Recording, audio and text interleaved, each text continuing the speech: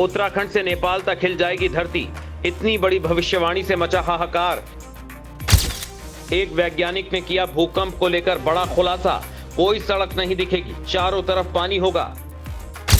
उत्तराखंड के कई इलाकों में आएगी घनघोर तबाही, डरा देने वाली भविष्यवाणी का राज क्या है? उत्तराखंड को लेकर एक भूवैज्ञानिक ने बड़ी भविष्यवाणी कर दी है। अगर भूवैज्ञानिक की भविष्यवाणी सटीक साबित हो जाती है तो तबाही आने से कोई नहीं रोक सकता है। इतनी भयंकर तबाही मचने की भविष्यवाणी है जिससे उभरने के लिए सालों लग जाएंगे।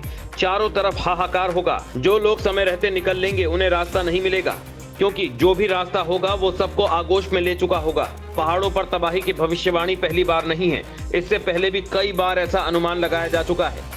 लेकिन अगर खतरे की जद को देखेंगे तो यकीन हो जाएगा ऐसा हो सकता है। उत्तराखंड पहाड़ी इलाका और हिमालय से सटा है। खास बात यह है कि उत्तराखंड और नेपाल की सीमा से आना जाना भी है। नेपाल तो भूकंप का ऐसा केंद्र है जहां से अक्सर झटकों की शुरुआत होती है। ऐसे में भूवैज्ञानिक ने उत्तराखंड को लेकर जो भविष्यवाणी की है वो भी कितनी सच होगी और क्या उसके आने के संकेत हैं, ये भी भूवैज्ञानिक ने बताया है। इतने बड़े खुलासे के बाद दूसरे भूवैज्ञानिक भी डर गए हैं, क्योंकि अनुमान से ज्यादा जब खतरे की आहट मिल जाए तो सावधानी बरत लेनी चाहिए। हम बात कर रहे हैं भूवैज्ञानिक डॉक्टर परमेश बनर्जी की, जिन्होंने देहरादून से लेकर काठमांडू, जो कि नेपाल में है, वहां तक के लिए बड़े भूकंप की बात कही है। इस दावे के पीछे की वजह भी भूवैज्ञानिक डॉक्टर परमेश बनर्जी ने बताई है। आज हम अपनी इस रिपोर्ट में उसी दावे पर बात करेंगे कि ऐसा कैसे हो सकता है। भूकंप को लेकर डॉक्टर परमेश ने कहा कि भूकंप की भविष्यवाणी फिलहाल संभव नहीं, लेकिन अत्याधुनिक उपकरणों की मदद से ये अनुमान लगाया गया है। हिमालयी रीजन में अगले 50 साल में 7 मैग्नीट्यूड का भूकंप आने की संभावना 70% तक है।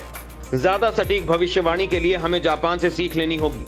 जापान में करीब 3000 से अधिक जीपीएस उपकरणों से भूकंप का डेटा जुटाया जा रहा है। उसी आधार पर वहां पर निर्माण कार्य होते हैं। जापान के लोगों ने भूकंप के साथ ही जीना सीख लिया है। डॉक्टर बनर्जी ने कहा कि बड़े भूकंप और ग्लोबल वार्मिंग दोहरे खतरे पैदा करते हैं। हमें हिमालयी क्षेत्र में आपदाओं की पूर्व चेतावनी और निगरानी सिस्टम को मजबूत करना होगा। हाउसिंग एडवाइजर डॉक्टर पीके दास ने कहा कि पहाड़ी शहरों में भूवैज्ञानिक, वास्तुकार, इंजीनियर और स्थानीय लोगों के बीच समन्वय बढ़ाना होगा। जर्मनी के भूवैज्ञानिक प्रोफेसर मार्कस नुस्तर ने ग्लेशियर से निचले आवासीय क्षेत्रों में खतरे की बात की। त्रासदी के बाद पहाड़ी शहरों की कैरिंग कैपेसिटी पर बहस शुरू हुई। ये जरूरी है क्योंकि उत्तराखंड के अधिकांश हिस्से भूकंप और भूस्खलन से प्रभावित हैं। जोशीमठ में हाइड्रोलॉजिकल इफेक्ट भी सामने आया। पहाड़ों में विकास हो और छोटे बांध भी बने, लेकिन प्रोजेक्ट शुरू होने से पूर्व वैज्ञानिक शोध पड़ताल बेहद जरूरी है। विकास और पर्यावरण के बीच तालमेल बनाना सबसे अहम है। सिंगापुर में प्रयुक्ति जियोमेट्रिक्स के निदेशक डॉक्टर परमेश बनर्जी का मानना है, हिमालयी क्षेत्र में आपदा, भूकंप और ग्लोबल वार्मिंग इफेक्ट समझने के लिए हमारे पास जरूरी शोध संसाधन, डाटा का सख्त अभाव है। देश के जाने माने भूवैज्ञानिक डॉक्टर परमेश बनर्जी का मानना है कि देहरादून से लेकर काठमांडू के बीच 8 की तीव्रता के भूकंप का खतरा है। उन्होंने कहा कि 500 साल की एनर्जी अंदर जमा हो चुकी है।